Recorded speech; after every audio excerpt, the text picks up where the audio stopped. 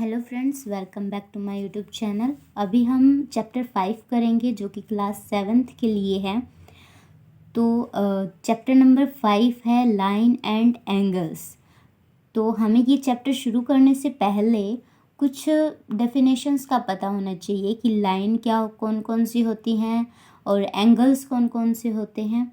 ठीक है, तो जो एक्सरसाइज नंबर 5.1 है वो एंगल्स के ऊपर बेस्ड है।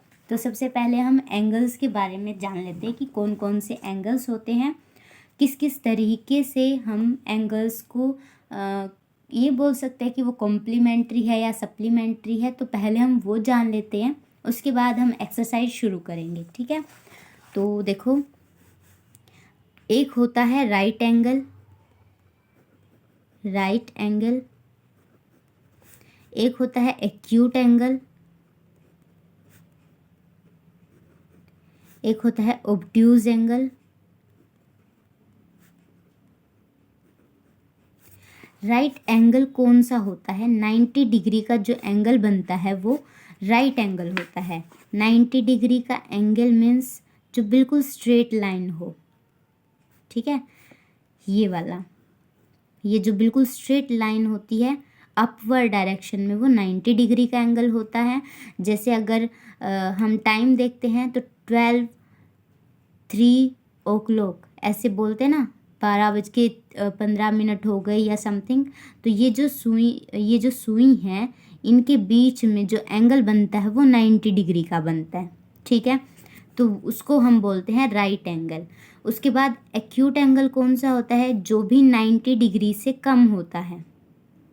ठीक है, 90 डिग्री से कम जो भी एंगल होते हैं वो होते हैं एक्यूट एंगल। यहाँ पे हम ये बोल सकते हैं कि 89 डिग्री का अगर एंगल की हम बात कर रहे हैं, वो बेशक एक पॉइंट ही कम है, लेकिन है तो वो 90 से कम। तो जो 90 डिग्री से कम होंगे वो सारे एंगल्स कौन से होंगे? Acute angle. चाहे हम 89 की बात कर रहे हैं, चाहे हम 15 डिग्री के एंगल की बात कर रहे हैं, 90 से छोटा जो भी एंगल है वो एक्यूट एंगल होता है। ऑब्ट्यूज एंगल जो 90 डिग्री से बड़ा होता है। अगर मैं 91 डिग्री की बात कर रही हूँ तो वो भी है तो 90 डिग्री से बड़ा, है ना, तो वो कौन सा एंगल हो जाएगा? Obtuse angle.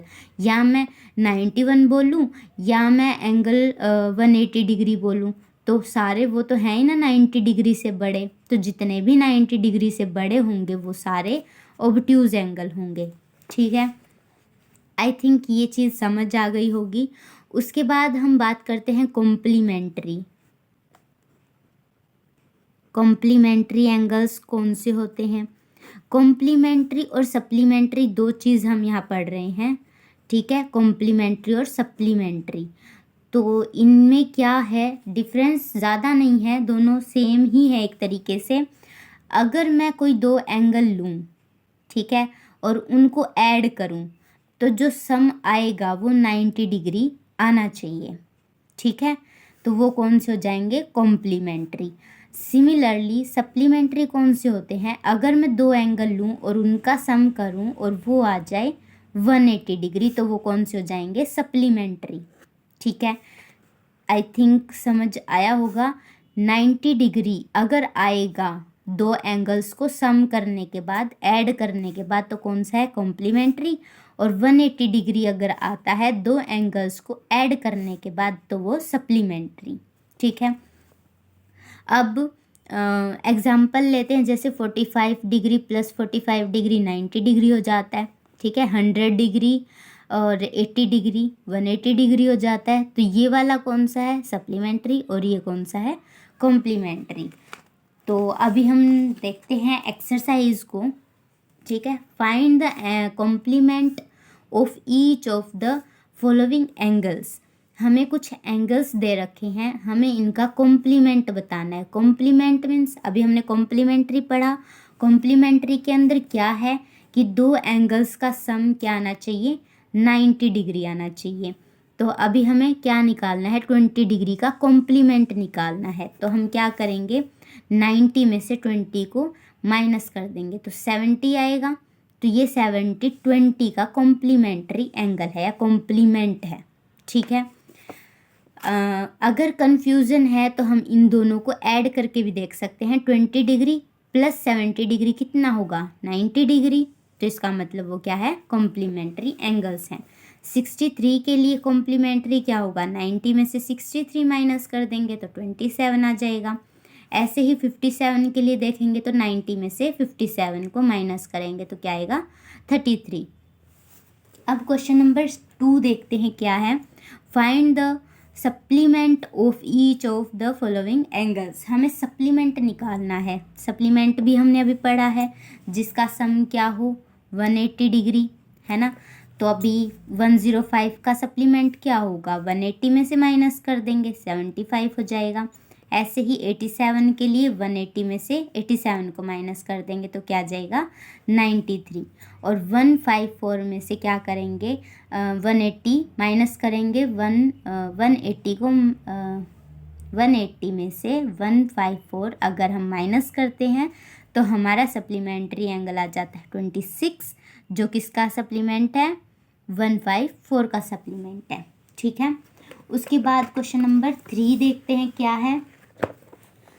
Which of the following pairs of angle are complementary and which are supplementary? हमें इसमें बताना है कि कौन से पेयर कॉम्प्लीमेंट्री हैं और कौन से सप्लीमेंट्री हैं।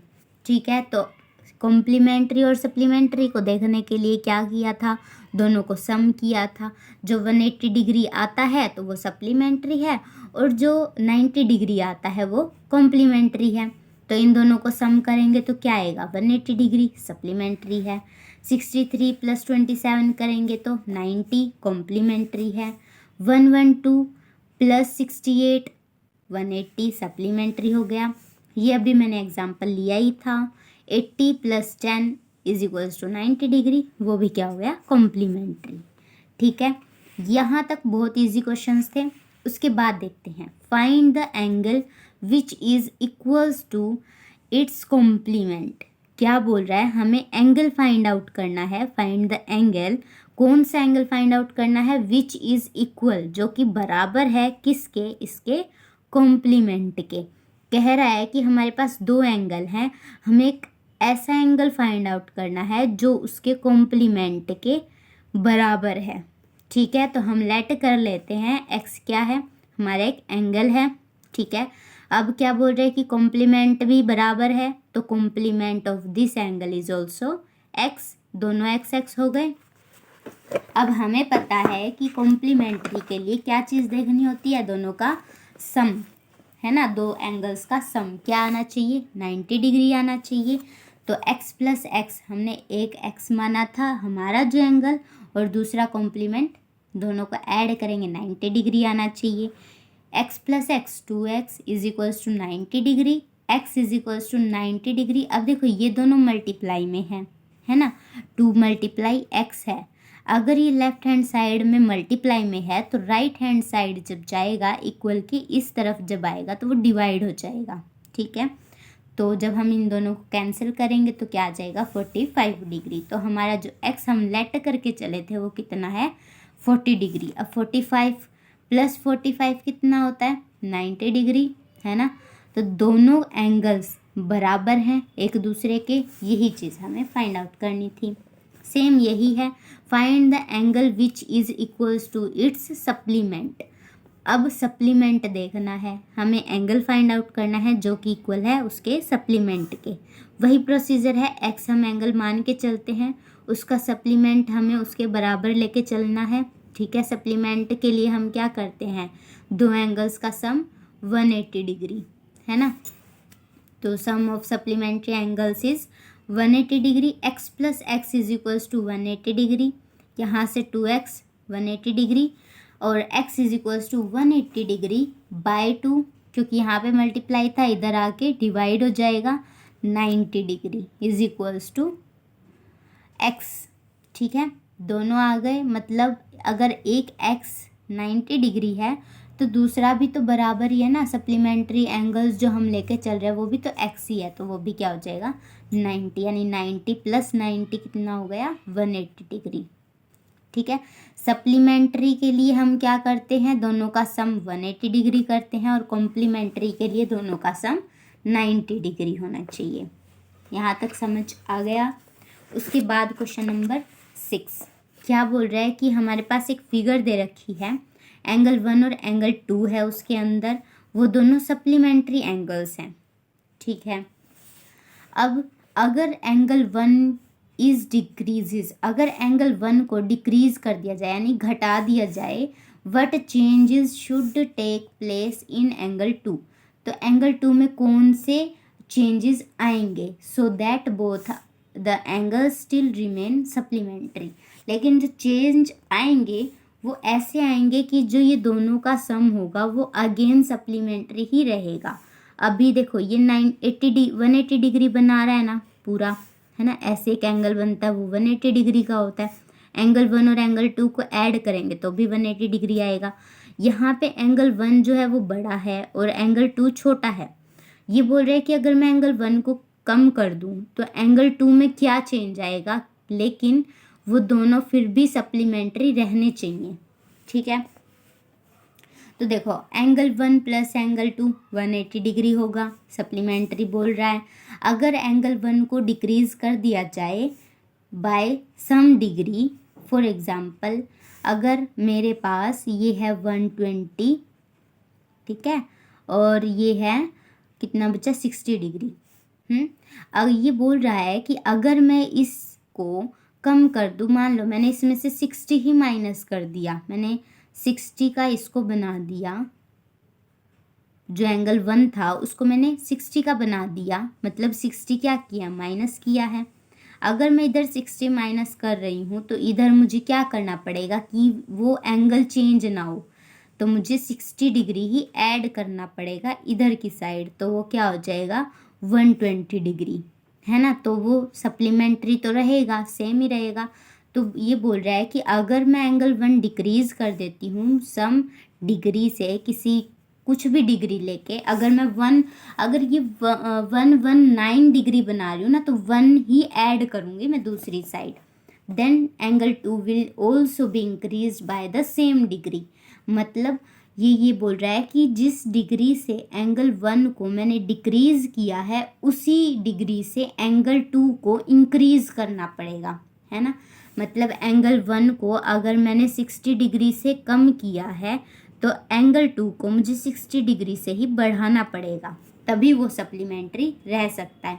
So that the 2 angle still remain supplementary, ठीक है, दोनों का सम फिर भी 180 डिग्री आएगा। अगर ऐसा कर दूँ कि मैं एक तरफ से 60 डिग्री माइनस कर दूँ लेकिन दूसरी तरफ से मैं कुछ भी ना करूँ, तो 60 प्लस 60 कितना हुआ 120, लेकिन वो तो फिर सप्लीमेंट्री नहीं हुआ, है ना।